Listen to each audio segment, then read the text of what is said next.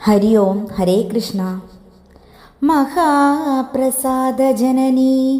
സർവസൗഭാഗ്യവർദ്ധിനി ആധിവ്യാധിജരാമുക്തം തുളസീത്വം നമോസ്തുതേ. മഹാവിഷ്ണുവിൻ്റെ പത്നിയായ ലക്ഷ്മീദേവി തന്നെയാണ് തുളസിയായി അവതരിച്ചിരിക്കുന്നത് എന്നാണ് ഹിന്ദുമത വിശ്വാസം. അതിനാൽ തന്നെ ഹൈന്ദവർ ഏറ്റവും പവിത്രതയോടെ ഭക്തിപൂർവം തുളസിയെ ആരാധിക്കുന്നു, പൂജ ചെയ്യുന്നു, പരിപാലിക്കുന്നു. അത്രമേൽ പാവനമായതിനാൽ തുളസി നിൽക്കുന്ന മണ്ണുപോലും പരിശുദ്ധമായി തീരുന്നുവെന്ന് കരുതപ്പെടുന്നു.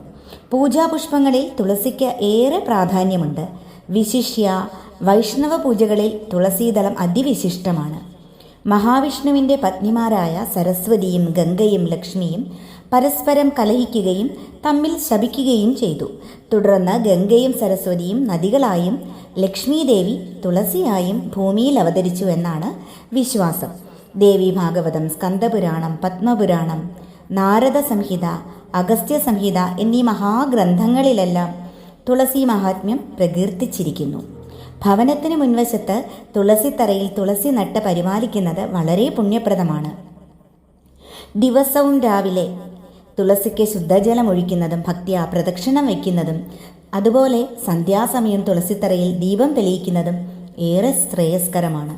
ഒരു വീടിൻ്റെ ഐശ്വര്യത്തിന് തുളസിത്തറയ്ക്ക് വളരെ പ്രാധാന്യമുണ്ട്. തുളസിയെ ആരാധിക്കുന്നതിലൂടെ നമുക്ക് ലഭിക്കുന്ന ആധ്യാത്മികമായും മതപരമായും ആരോഗ്യപരമായുമുള്ള ഗുണങ്ങൾ അനവധിയാണ്. തുളസിയുടെ ഇല, പൂവ്, കായ് തുടങ്ങിയ മുഴുവൻ ഭാഗങ്ങൾക്കും ഔഷധ ഗുണങ്ങളുമുണ്ട്.